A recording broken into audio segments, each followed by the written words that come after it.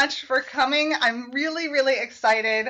I invited tonight three amazing authors. One of them, who I think is going to be joining us soon, had a family emergency. Authors that are friends, but also authors that I admire as writers so much. And they all have these new fantastic books that are going to be great for the summer and great for book clubs.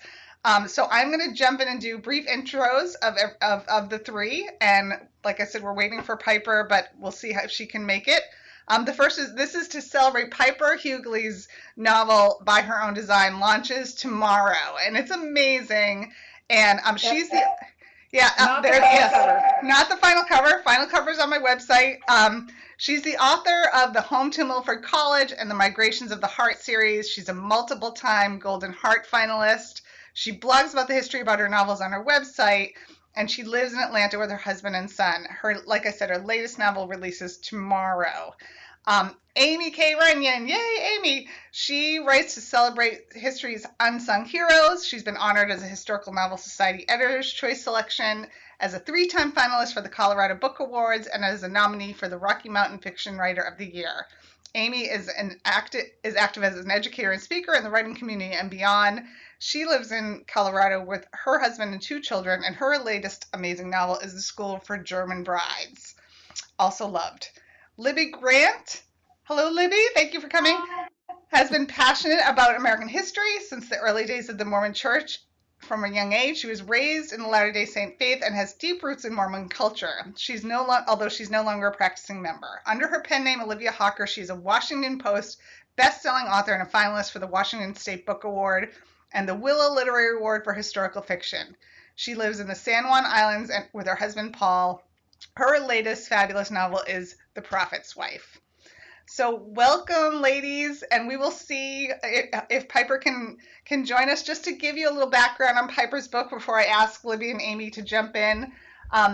It's really an astonishing story. It's one of those stories that when I read it, I was like, I can't believe I've never heard of this woman. So it's based on the true story of Ann Lowe. She was a Black woman, granddaughter of slaves, and she overcame just incredible odds to become an elite fashion designer from the 20s to the 60s, and actually designed Jackie Kennedy Onassis's dress, and then had to redesign it and remake it after it was ruined a week before the wedding. And if you look up her designs, they're exquisite. I had to go on a deep dive, and her story is just it's just an incredible American story that's been forgotten by history. So I'm really excited for Piper. I hope she can jump on, but if not, you all have to check out By Her Own Design and definitely pre-order it before it launches tomorrow. Now, I want to jump in with Libbie. The Prophet's Wife just came out recently, and it's just the fascinating tale of the origins of the Mormon Church, told from the perspective of Emma Smith, the wife of Joseph Smith. So obviously you have Mormon roots, Libbie, and tell us more about the premise and what made you to decide to write a book from Emma Smith's perspective. Well, the premise is kind of, as you described, it just sort of examines this marriage or this relationship between 2 very interesting people from American history. And as for what made me want to write about it, I'm not even sure. I started working on the book like 9 years ago. I worked on it for about 7 years before I actually sold the manuscript. So I don't even think I can really remember. Just somewhere along the way, the idea popped into my head that I should write a novel about the founding of the LDS Church. And then as I started working on it more, I realized it really needed to be told from Emma's perspective, because she had such an interesting view on what all was going on. So yes, that's what I did. Yeah, and it's so well done and so fascinating. I've been watching Under the Banner of Heaven on HBO, and they have flashbacks to Emma Smith. I've been thinking about it a lot because I've been watching that. Yeah, it's been good timing for me. Such good timing, exactly. It's a beautiful book. Thank you. And Aimie has also written a beautiful, heart-wrenching book called The School for German Brides. This is another, you think like there's a lot of World War II. This is another I had no idea about these schools for these Reichs bride schools that are that are, you know, that you have two fictional protagonists, but they're based on the experiences of young German women growing up during the war. So tell me, I know that you discovered this story of these bride schools while you were researching another book, and just tell me about the premise, Across the Winding River. That's right. Yeah. So tell me about the premise of this story, because again, it's another one that I'm like, what is going on here? I can't believe it. Yeah, so the Reichsbauschule were real places where, because, you know, to give a background to the history, in the 1920s, after World War I, there was a horrible infant mortality rate in Germany. And so they created Mutterschule, mother schools. And those had great success rate in helping women, you know, raise their children to survive infancy, which, you know, even those that, you know, there's eugenics behind it, sure. But, you know, it's a good goal, you know, regardless. I mean, we want babies to survive. So they figured, hey, we have these women, we're a society that's moving toward women getting emancipated and going to work and doing all these things we don't like. Let's have these schools that get women out of these office jobs. And, you know, they take them 6 weeks so they can get away from the struggles of office life and relax and reconnect with their proper duty, which was Kinderkirche, Küche, which is children, kitchen, church. And that's what they wanted them to focus on. And with a heavy dose of Nazi indoctrination. So it was like home ec on steroids with a lot of propaganda and brainwashing involved. And I read about them while I was researching Nazi wedding traditions, because I knew there had to be some strange ones for Across the Winding River. And I read that this was a real place.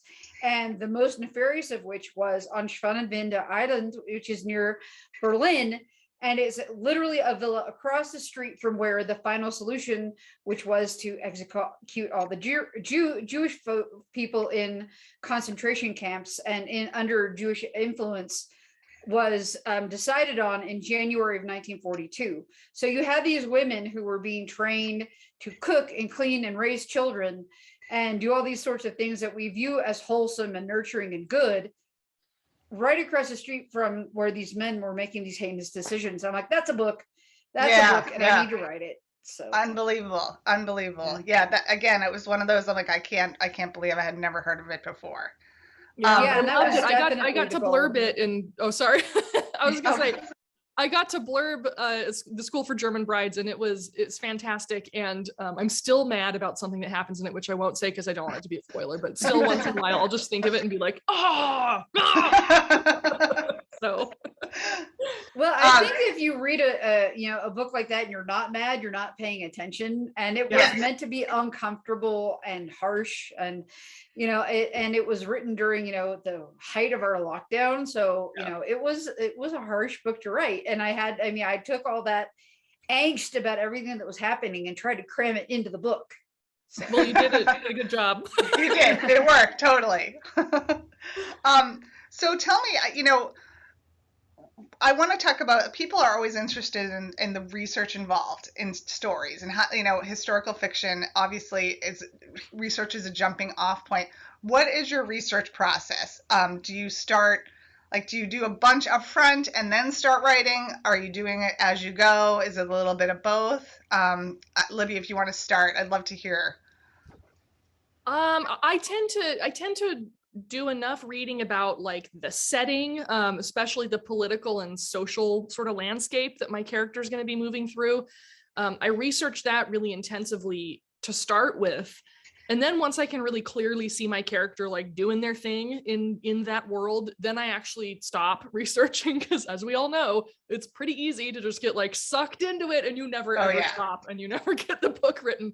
So I kind of have this moment where like, if I can sort of see everything playing out in my head and I understand how my character responds to all this stuff I'm reading about, then I know it's time to stop researching and start writing. And then like, as I'm writing, if I need to pick up little details here and there, I can, hit pause and like Google it really quick and make sure it's accurate and then go back to the writing. But yeah, I don't do an excessive amount of research up front. I feel like I do just enough. Yeah. I try to do the same thing. I will read a couple of really good secondary sources, or like for girls on the line, I had like a diary from two of the women who served as Hello Girls. So I'm like, I'm going to read all that. And so I read that, and I read a wonderful a secondary piece called The Hello Girls by Elizabeth Cobb is a kind of the definitive book. And I figured after reading that book and taking some notes and reading those 2 diaries, everything else I needed to fill in was like detail work. And I try, because momentum, especially being a busy mother, etc., momentum is my friend. And so I just try to keep going and then take notes, like research this and then move on. And then go back and like draft 2 to fill in any of the blanks. Yes. Yeah. And I did the same. Like, I feel like we're talking about historical research. Welcome, Piper. I'm going to introduce you again in just a sec. I kind of like to have a baseline, and then, you're unmuted now. Awesome. And, Yeah. and then kind of dive in, or otherwise I'll be researching for years. Yep. Piper, welcome. I'm so glad you made it. Yay. Thank you so much. I drove at a proper clip and everything. So yes. Good.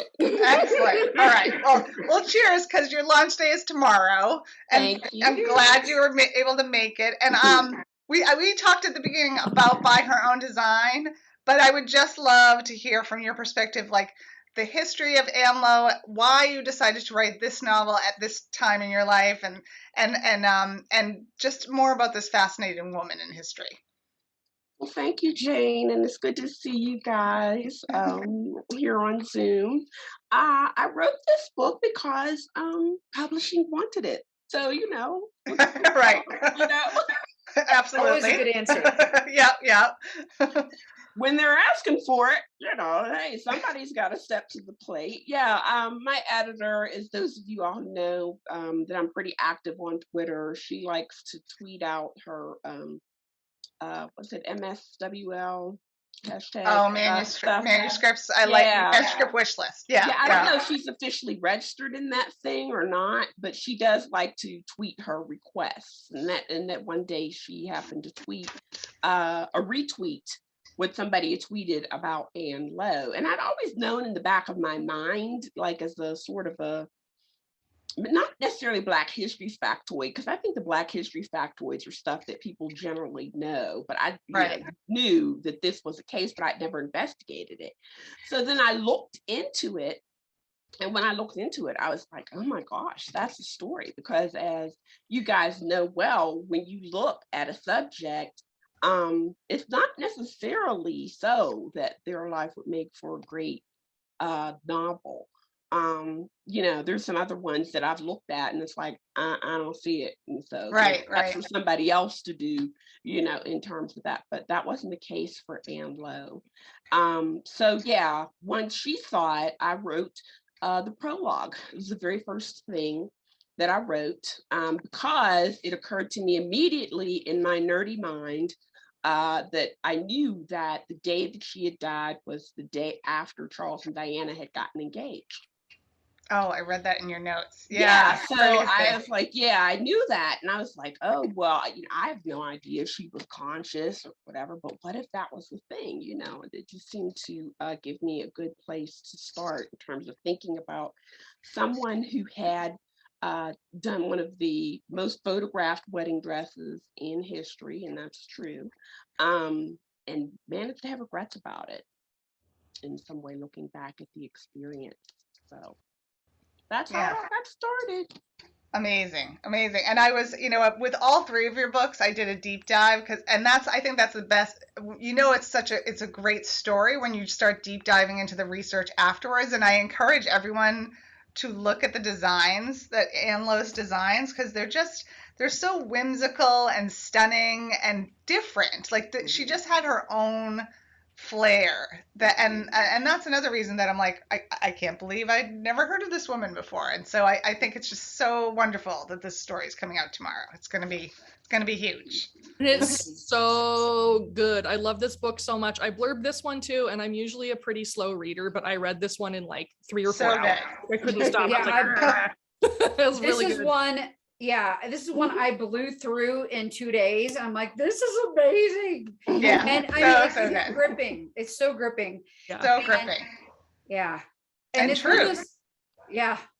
Well, I remember there's a quote that somebody said, they were asking, well, what do you think about Einstein's theory of relativity to some famous scientist? And his response was, what concerns me more is that there's some brilliant scientist who's working in a factory somewhere in the middle of nowhere whose genius will never be given to the world. And that so much could have been her. Yeah. And, you know, she was such a prodigy. It's not that she was just a good designer. She was a prodigy and so wonderful at what she did. You know, it's an example of genius and how fortunate it is for humankind that she didn't get lost in the shuffle, because it could have happened so easily. I mean, the deck was so stacked against her from the time she was born. You know, it wasn't just, you know, a usual tale of woe at all. So read this book. Yes, read the book. Launches tomorrow. So I have a question. This one's for Piper and Libbie.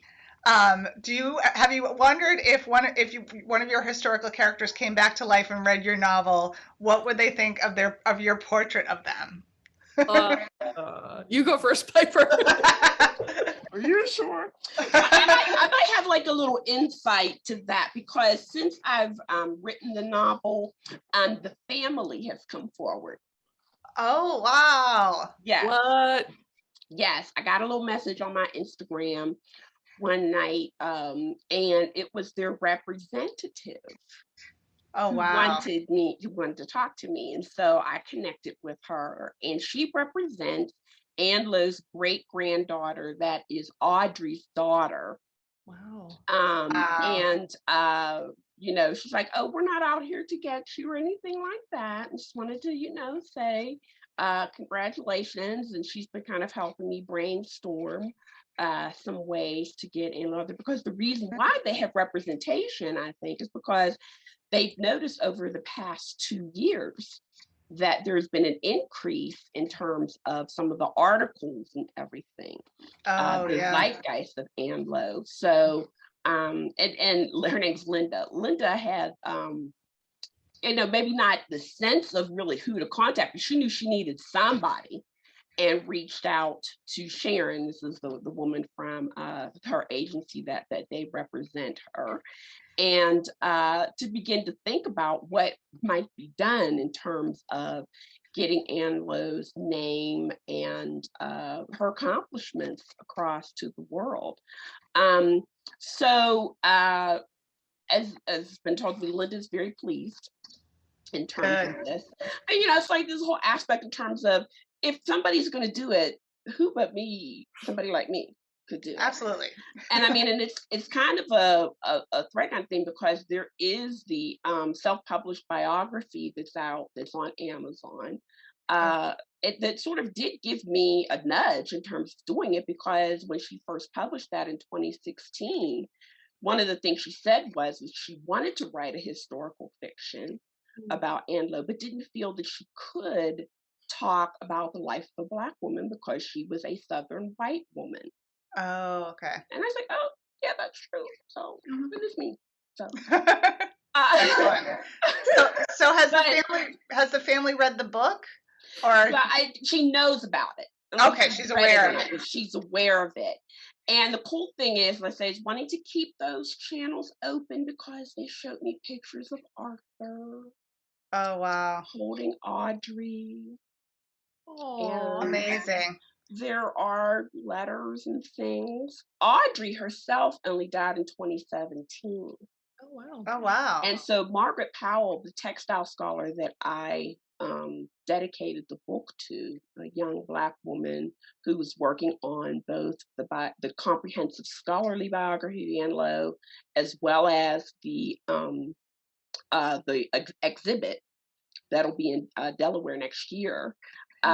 She died when she was 38 years old of breast cancer. Oh, geez. And that's why I dedicated the book to her. It's like a lot of her thesis gave me, you know, leads, etc. In terms of what she done. But Margaret and Audrey had recorded a number of interviews with one another. And so I want access to that. I'm not about to shank the family. No, not at all. Very supportive. So excellent. That's my insight. So Libbie, you've got plenty of time. It's coming back. There I am. There you go. It happens like once webinar. And my husband's like, just breathe. It's going to be. Sorry, I'm back. It was like sometimes you were getting ready for another question. Okay, let's see. What would Emma Hale Smith think of my book? I don't know. It's so hard. One of the challenging things about writing from her perspective is that she didn't really leave very much behind that indicated her real thoughts and feelings about anything. Very, very few items, very few letters or like journal entries or anything like that. I mostly had to go off of what other people said she said in their own journals and whatnot, which is, an unreliable source. Who knows if people were just making up rumors or saying, propagating a narrative that supported their religious experience but wasn't necessarily authentic to her real feelings. So I don't know. Emma is kind of an enigma. In fact, her biography, the biography about her, is called Mormon Enigma, because there's so little to. Doesn't help. I was hoping that could be my superhero name. That's good. There's just there's so little that can be discerned about her real feelings about things. I had to infer a lot, and who knows if I was on the mark or just way off.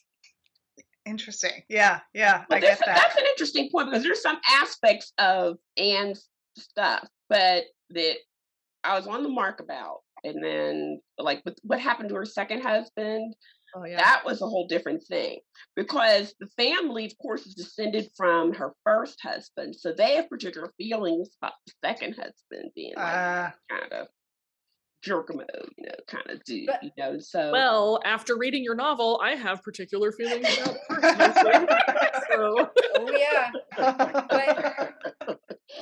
But also, I don't know if you guys saw this or not, and I'm, intend to make it more highlight of my promo tomorrow, is that the Mike Douglas interview that I referred to in the novel was discovered, and it was right where I thought it was going to be. What? I like to say, it's in Philadelphia someplace. Somebody go.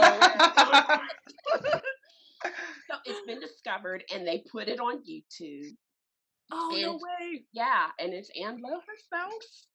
Oh, that's amazing. In this 20-minute interview, I don't know, y'all old enough to remember the Mike Douglas show, but I do, because it was on at the babysitter's house when I had to go there after school, and I always wanted her to put on some cartoons. I said, that dude is boring. I remember. But then meanwhile, I'm trying to find this, 20-minute interview from 1964 with her talking, and it has a fashion show in it. It's black and white, so they have to describe the color to you. Black and white. But some of the things that she had said in terms of that, I made it better than what it actually was in two instances of racism that she faced. And it probably was for the better that what I wrote was better than what she had actually endured. In terms of the book, because I think there's a lot in the book already. Yeah. That if I had written those two incidents exactly as they happened, it might have been real downer, because one of the things that my editor insisted upon was that there be an ending, kind of hope or whatever. So I always knew where that was going to end for her in terms of that. But yeah, really fascinating lady. So I just thought she would put me in the mind of my grandmother, who my family originates in Alabama, from 2 counties away. They're in eastern Alabama. Oh, wow. Huguley, Alabama. Like I said, there's 2 counties over from Clayton, where she was born and all of that. So yeah, I knew exactly, because people ask a question about writing historical fiction, of course, in terms of the research. And Libbie and Aimie, Jen, you've been to HNS before, right? Yes, yeah, we were just talking about it. Yeah, there was research. Black women are not sitting down creating primary and secondary resources. Right. That's the thing. So too busy living. Right. Yeah. That's what I said to me, oh, I wish she had left behind a diary. She didn't want to do anything else but make those dresses. That's the whole point. a novel, she, to the point where she was, willing to take less money for doing so because she loved it so, which is something else she talks about on the Mike Douglas show. So, yeah, they don't have no time for that. So you have to think about the research in alternate ways and creative ways, which comes to in terms of the dresses, in terms of what does that tell you? How much craft is she putting into them? Why is she doing it? What does she have to say about it? That's all the kind of stuff that you have to go on when you're dealing with a person from a marginalized, like you're saying, Libbie, Emma's not sitting around writing down, what it is that she thought. So, because she's taught from the beginning that what she thinks and feels of it is not of any importance to anyone, right? Right. Yeah, So, she'd probably be baffled. Like, we asked the question, what would your character think? Anne would probably, wouldn't be so shocked that somebody had written a book about her because she knew she was awesome, right? Right, exactly. But Emma would be like, right. What? Why did you write a book about me? Somebody knows my name? Right. That's awesome. Yeah. It's totally that women were not considered of any importance. So, even like in anything that anyone does, to have to continuously fight against, that societal standard that says what you think and feel is not of any importance.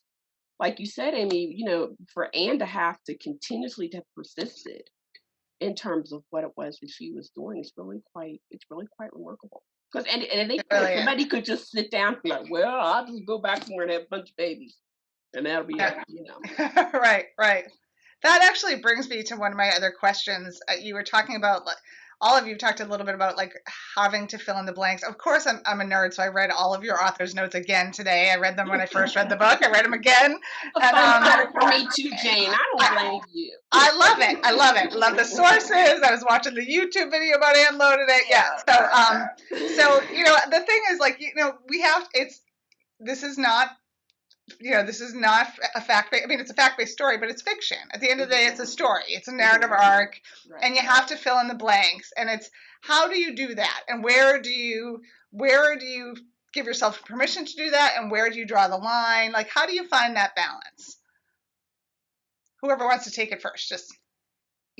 For me, because I write almost exclusively fictional characters, it makes it easier because my goal is to take a situation like Russian female fighter pilots, or the bride schools, or the telephone operators in World War I, or the immigrants from France to Canada in the 1600s.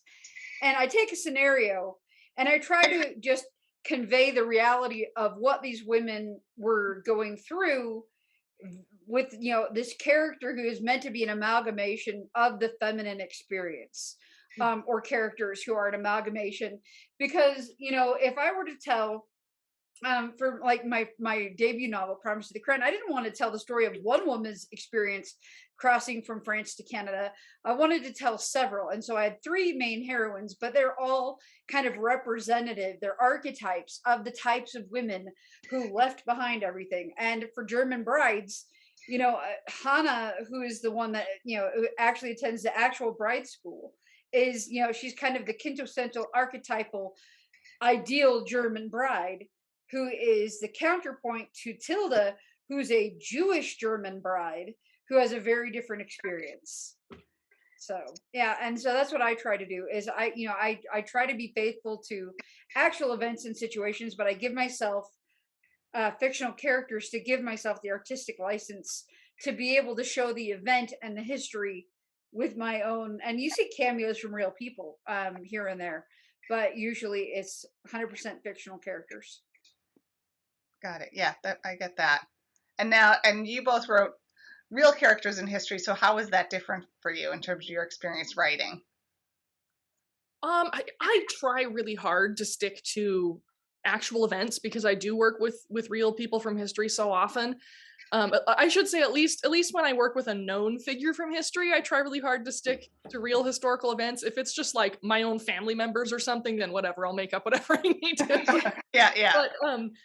But yeah, like especially in the case of The Prophet's Wife, also because I was dealing with you know, a religion. Like, people take that very seriously. Some people do. You know? It means a lot to certain people, including, you know, some of my family members and stuff. So I tried really hard to stick to actual events as much as possible, and then construct an interesting narrative around what really happened. It's challenging though. Like, it's really hard. I had to tweak a couple things here and there. Like, I gave Emma this sort of extramarital love interest because it suited the story, but there's no actual historical, you know, basis for that. So, you know, sometimes you got to throw in a little bit of fun stuff just to make it readers. A little bit of spice. Yeah. Yeah, I know, at least for me, the facts are like these tent poles, and then I'm like, the fiction is what connects them. And at least in terms of Ann Lowe's childhood, I felt as if, given my grandmother, my great grandmother, you know, had, well, it's my great grandmother who's actually her contemporary, that hearing those family stories about what their childhoods were like, as I had grown up, you know, was something that helped. As well as my study of Zora Neale Hurston, who's also a contemporary of hers, who was born in Alabama herself before they moved to Florida, so that her childhood, that she does write more extensively about as a young girl, also gave me some idea in terms of how to fictionalize that part of her story. But in terms of fiction, you also have to think about, or at least I do, what the 21st century reader is going to be able to take in. Good point. Yeah.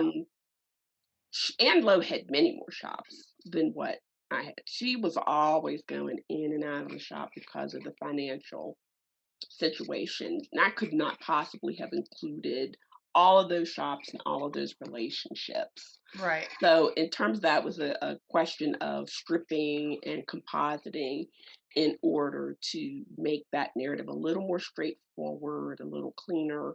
Like I said, for an audience that I didn't want to get lost, you know, in terms of, you know, ways in which, like I said, that she continued to persist to have that shop. Yeah. So that's stuff like that. Point. Yeah. Mm-hmm. Yep. I want to talk too about process, because I find a lot of people ask on these webinars about the writing process. And I actually, Libbie, I have your book here because it's one of my faves for process. So, you know, in writing, as we all know, there's pantsers versus plotters. Libbie's even written a book about it that I highly recommend. So what's your process? Are you a plotter? Are you a pantser? Are you somewhere in between? I'd love to hear. Who, me? Anyone jump in. I think I know what yours is. I mostly plot stuff out, but not always. And The Prophet's Wife was one where I did not follow the take off your pants outline. I just kind of went where the history directed with that one. But wow. I do it. So yeah. Oh, okay. Cool.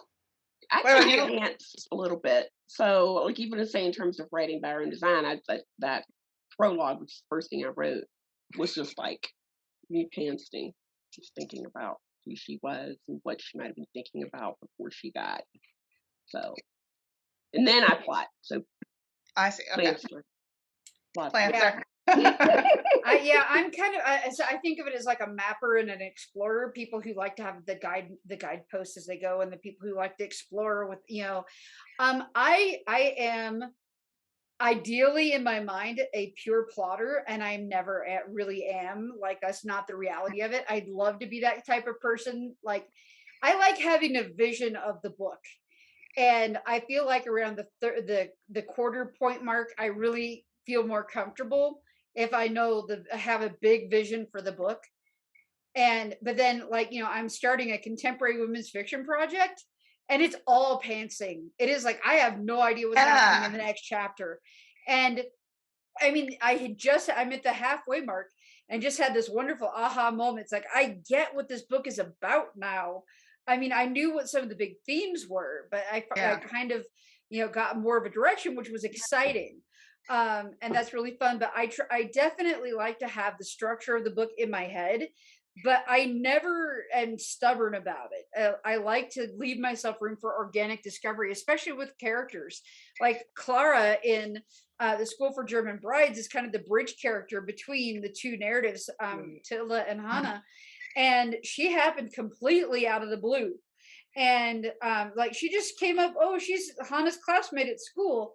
And then I knew that Tilda was going to be giving sewing lessons. I'm like, it's to the same girl. This is going to be.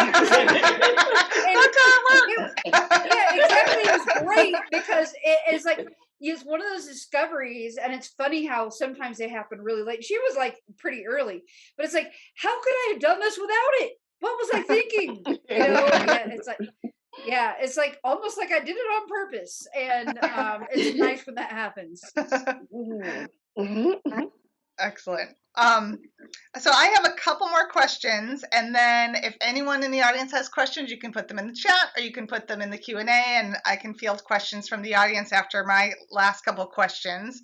This is another one about the history. I in my first novel, I like cringe because I look back on it and I feel like I did a lot of info dumps about like, and I didn't know how to balance like the story, because it's always about the story, with like all this like really interesting stuff about pottery that I thought was interesting, but really didn't move the story along. I liked it. So. Oh, thank you, Piper.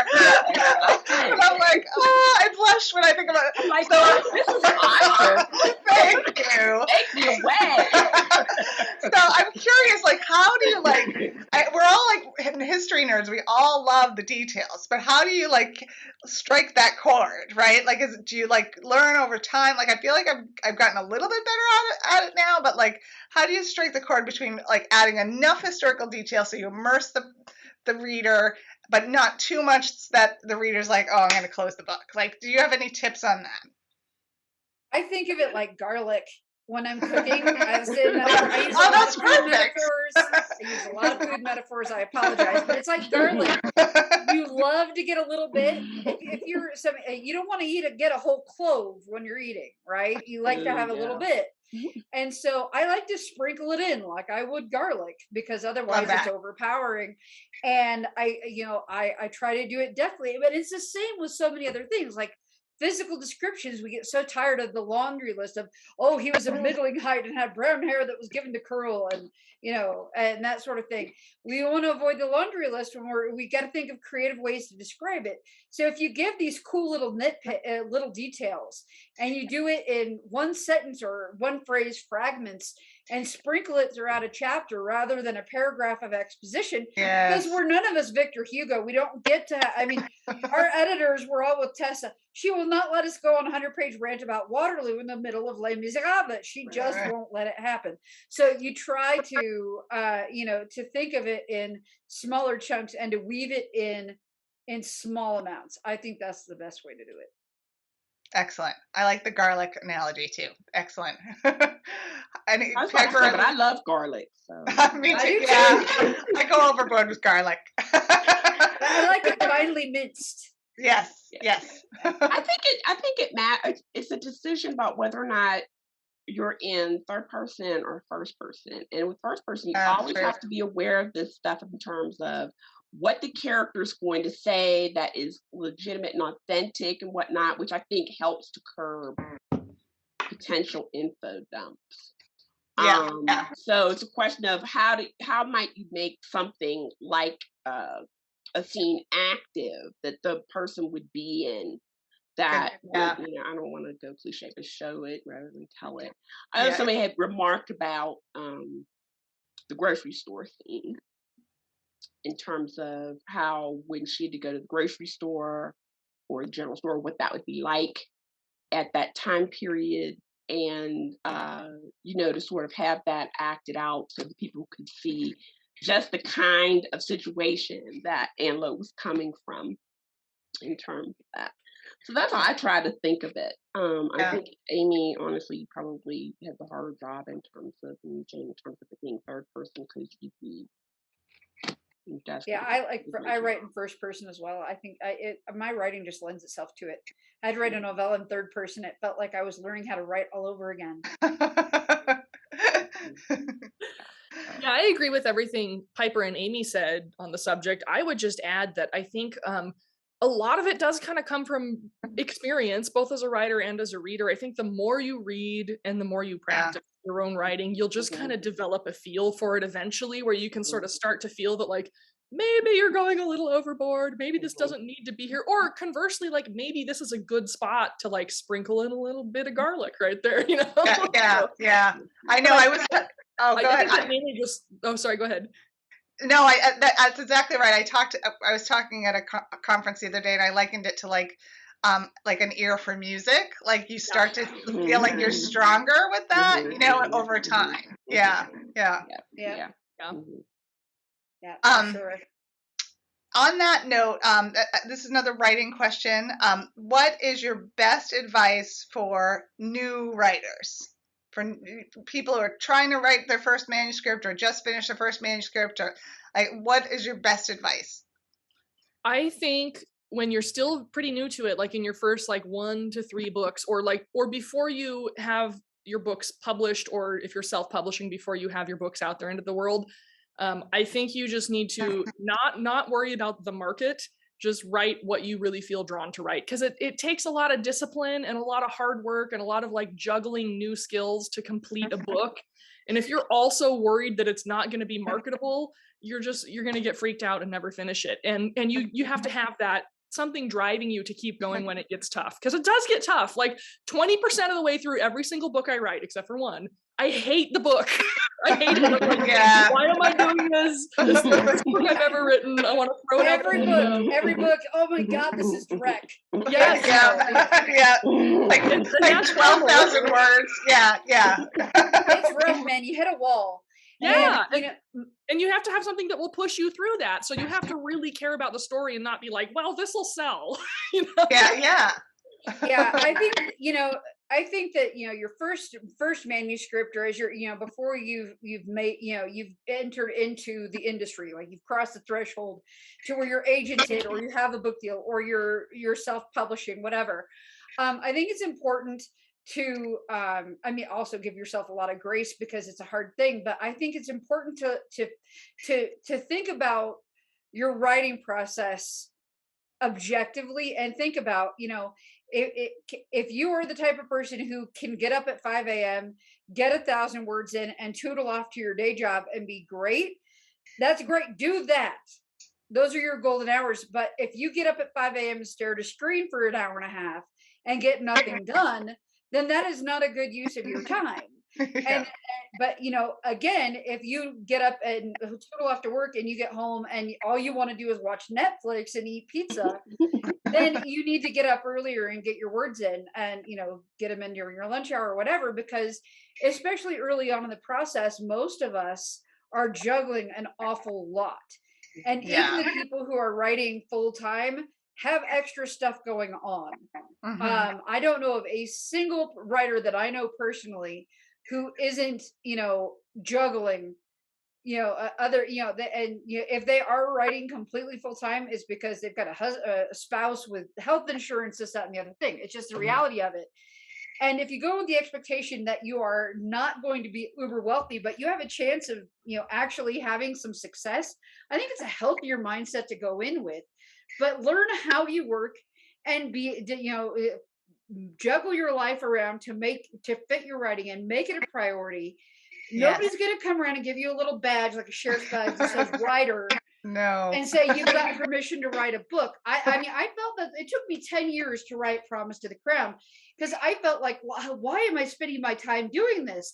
At least if I'm sitting playing video games with my then husband, I'm spending time with him. That's a value. But me sitting here writing a book, it's like intellectual, it's just flaff. What am I doing?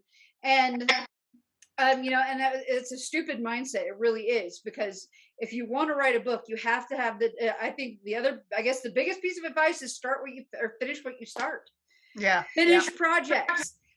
Yes. There are times when, when you realize this is absolutely going nowhere, if it's better for you to can it, sure. But know that we all hit a wall with every project, and that, you got to push through it, and that's part of the job, and it's a hard part of the job, but you have to do it. Absolutely. Excellent. Yeah. But finish what you start. Totally And agree. just to like build on what Aimie and Libbie said, I think sometimes what people see is that they see all of the great debut projects that are announced, and it's the only book the person's ever written, and they got a 6 or 7 figure deal of it, and that's not typical. Right. And like you said, it took you 10 years to write your first novel, but then that you cut down on that, because I think part of that is you realize is that the more that you do it, the more you're able to push through that walls. And so I think what I've seen too is that people who have an excessive connection to that first thing, like that's going to be the only book, and if that doesn't sell, then the hell with the rest or whatever. And you can't be like that about it. Just let it go and move on to the next thing. In terms of that, and some people are like that. Yeah, They're still not published. They're still out there. The work's not out there because they think it's this one book. Yeah, and if you finish a book and it doesn't sell, trunk it and move on to the next one. I mean, because I've seen it. It's sad. You write a book that's beautiful and your friends all love it. They say it's beautiful, even writer friends. Sometimes you've got to trunk it and move on, and it sucks. It does. It really does. Sucks. But that's important to know. At one time I finished, I put the end, and then I just went on to the next book and the next one. And I was like, okay, this is cool. What you do? It does suck when you have to trunk something, but here's the thing. If it's just not the right market right now for that book and you can't sell it because no one's interested right now, in like 2 or 3 years they might be, and you can be the first person. Like if someone is like, novels about Finnish statesmen are really hot right now, you can be like, I have one, bam. That's true. And I've got a story, guys. I've got a little story. True. Yeah, so I after Across the Winding River, I started playing with it. I mean, it was a tumultuous time for lots of reasons, but I was playing with Downton Abbey. I want to write. I talked to my editor at Lake Union, and I said, Chris, what's going on? Like, I want to talk to you about ideas. And he said, first, and I had the plot for German Brides was going to be what I pitched. And he's like, no World War I or World War II. Before I even opened my mouth, and I had 3 World War II pitches ready to go out. And I'm like, okay, great. I'm ready to move on. The bubble has burst. Huzzah. And I pitched him he said, I want you to do Gilded Age or Roaring 20s. I pitched him a Gilded Age book. He's like, yeah, Downton Abbey's really not selling. And it's like, well, Downton Abbey isn't Gilded Age, but cool. Anyway, I pitch it. We take it wide, and I start working on. Actually, it was the pitch for A Bakery in Paris, which was my work in progress. And so I'm working on. I start sending out my Gilded Age book, and limited. And they're like, yeah, maybe not right now. I'm like, okay. So I shelved that, and I start working on the Paris Bakery book. But one of the editors said, hey, what else is Aimie working on? We love her voice and everything. And they said, we want something, really high action World War II. And I pitched them the idea that had been in my back pocket for Lake Union, German Brides. And they said, we want that tomorrow. And they took it in 4 weeks. And it was great. And then the next project they took was Paris Bakery. And the Gilded Age book is now a novella. So all of those ideas found homes, all of them. So, even if it's the book of your heart, like my Paris Bakery book, love that book. But it had to wait for me to write German Brides, and it was fine. It was fine. Yeah. No, this is all such excellent advice. And to add to Piper's point about you see all these success stories and the 6 figures and the book, and you're like, but I always say I think about it as an iceberg, and you always see the tip above the water with a writer and a writer's success, but underneath is rejections and tears and bitterness, and I mean it's just really hard, and people don't see all the 10 years. It took me 10 years for my first novel. People don't see the blood, sweat, and tears underneath the surface. So this is all such good advice, and actually, Aimie, this is my last kind of multi-part question for you guys, and then I'll jump into some great questions from the audience. What are you working on now? how can people best stay in touch with you, and do you do virtual book clubs? If you could all three start. So Aimie, you started talking about the Paris Bakery, so why don't we start with you? Yes, I just turned in my manuscript. It's called The Bakery in Paris. It's a dual timeline with the Paris Commune and the siege of Paris in 1870, 1871. Think kind of Les Mis, but a little later, and post-war. So like reconstruction of Paris after the war. So it's like Les Mis meets Chocolat. And Awesome. I just turned it in, waiting for edits, and I loved writing that book. I'm also working on contemporary women's fiction that's still to be titled about Provence. It's coming out later next year. Very exciting. Get a hold of me on Facebook, Instagram, or Twitter. It's if you search for Aimie K. Runyan, I should show up. It's at Bookish Aimie on Instagram. The Aimie K. Runyan on Instagram is broken, and I love doing virtual book clubs anytime you want. If you go to my website, www.amiekrunyan.com, there's a form you can fill out, and I will gladly join you. Excellent. All right, and so Libbie, how about you? And then we'll round out, since this is officially to launch Piper. Well, Piper, you can go last. So. Speaking of books that had to be trunked because the time was not right, I've been working on a novel about Van Gogh, and my agent took it out and tried to tempt all the publishers with it, and they were all like, nah. So she was like, what do you want to do? And I said, you know what? I've got like 40,000 words written. I'm just going to trunk it for now, and then we'll just wait till the market shifts, and then I'll bring it back out. So I was working on a novel about Van Gogh. I just stopped, and I don't know what I'm going to do next, but I have a couple of ideas, so I'm going to play around with them a little bit. I like that one idea you were talking about, though. I hope you're doing that. Yeah, I did too. Yeah. There's that one that well, I am working on one that it sounds like Lake Union's going to buy, but we don't have a contract yet. That's about two women in the 1930s who are become train hobos. So love it. I love that one. Awesome. So that's probably going to be my next year's Olivia Hawker book, but the contract's not officially signed yet. But as for works in progress, I don't know. Where can people? Yes, I do virtual book clubs. Just email me and ask. Hawkerbooks.com or LibbieGrant.com. They're both my website. They both have my contact info. And you can find me on Instagram at Libbie Hawker. And I don't talk about books a lot there. It's mostly just pictures of my garden. So I hope you like flowers. Excellent. Who doesn't? Yeah, mine's like lots of hiking pictures. Mine's of my dog. All right, Piper. Launch day tomorrow. Okay. Tell us everything. All right. Please. No. What am I supposed to be saying? Okay, yeah. I'm working on my next book, which is due in September 1st, 2 tomorrow. Oh, wow. Hopefully for next fall, called American Daughters, which is about the secret friendship between the daughter of Booker T. Washington and the daughter of Theodore Roosevelt. So people know about the dinner, the very famous dinner in 1901 that Booker and Theodore had when Theodore was newly president after McKinley was assassinated. He invites Booker T. Washington to come into dinner, and it was a big uproar because he was the first Black man to have dinner at the White House. But their two daughters, their two rebellious teenage daughters who have a lot in common, managed to become friends over this first half of the 20th century. So that's what American Daughters is about. Excellent. I am at Piper Huguley on Twitter, Huguley. My website, where you could contact me to most certainly have virtual book clubs. I'm a professor, so I'm deeply into that kind of thing, which is piperhuguley.com.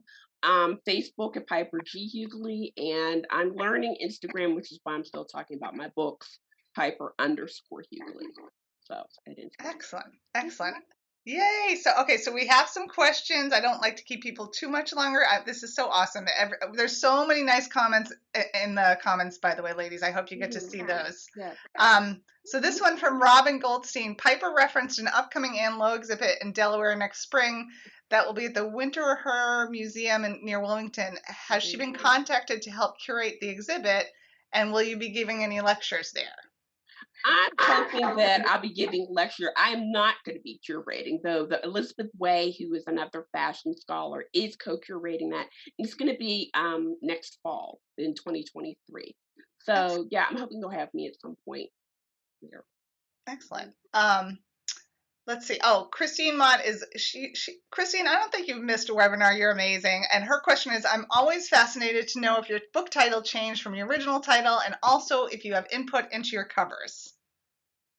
This book had no title forever. I'm sorry, Libbie. I want to say it had no title. They had to title it. And it took 9 times for the cover to come around. Oh, wow. Cover those. Worth waiting. It is perfect. Yeah, love it. And the cover is amazing. I'm sorry, I don't. My arc is the plain blue. You know, I can't show up. Oh, there you go. Oh, look All at right, that. good. Look at that. The original title for The School for German Brides, which is a decent title, even though it's a little bit misleading since most of the book isn't at the bride school. It's a metaphor. It's a metaphor. The original title was A Ring of Iron, which I really liked. But The School for German Brides definitely is intriguing, and it got people invested. The cover I definitely had some involvement in. And basically this was this concept was one of 2 that we started with, and then we just made tweaks to this one after we went with this one. The other one looked a little bit too Bletchley Park. But I really liked it, but it did look a little bit Bletchley Park. I thought this one didn't have the creep factor I wanted, but I did have some inputs. Yeah, I love it too. How are you, Libby? I agreed under duress to change the title to The Prophet's Wife, and I did that because I wanted to keep some things in the book that my editor also was pushing to remove. So I was like, I'm going to give on this so I can keep the stuff that I want to keep in the book. But I actually make sure it's in my contracts that I have input on my covers. It's becoming more and more common that authors have input on their covers, which is great. But just as that added layer of security, I make sure that's in my contracts because it is very important to a book's success. It really is. My first 2 covers, for my first cover, I went to my mailbox and there was 50 printed cover flats and of this cover. And they said, with a note from my editor saying on a post-it note saying "surprise," and you got no say. Yeah, and they've recovered the Kindle version of it, and it's better, but it kind of looks like a Thomas Kincaid painting, and it doesn't it doesn't convey what's happening in the book, and that's what a cover really needs to do. Yeah. And so I really think that it is important that authors do get input. And it's also important that authors aren't too diva-ish about it, but that they, because designers, I'm not a designer, but I certainly know what my story is about. So it's good that everybody has a dialogue. Yeah. Yeah, totally agree. Aimie, this is an interesting question from Judy Bruce. Wondering if you've heard of Deborah Cadbury's book, The School That Escaped the Nazis. It was featured in the Wall Street Journal today. So to check that out. No. I will have to check that out, yes. Yeah. I think, let me see if I missed anything. Just a lot of really superb. Can't wait to read all your books. I don't have a question, but boy, am I loving this whole discussion. I can't write. This is Debbie McBride. I can't write worth beans, but have ideas, but writing expression is simply not my forte. I'm like, you could give it a try, Debbie. And just so many great. Computers are very important, Debbie. So. They are very important. Okay, I shout out to Marcia Dussing and Mandy Eisenbaum. Mandy says, I'm simply awed by all of you. This has been another great webinar. Thank you so much. Mandy always shows up too. Thank you. Aww. And I think that's a great note to end on. Thank you so much, ladies. This was amazing. And it will be recorded for people who missed tonight, so I'll send it out, and it'll be on a podcast version as well. But happy launch eve, Piper. Cheers. I appreciate it. Thank you so much for waiting for me. I appreciate it. Oh, yeah, we did it. Yeah. All right. I'm so glad you got here. Yeah, so glad. So glad. All right, everyone have a great night. All right, take care. Bye. Bye.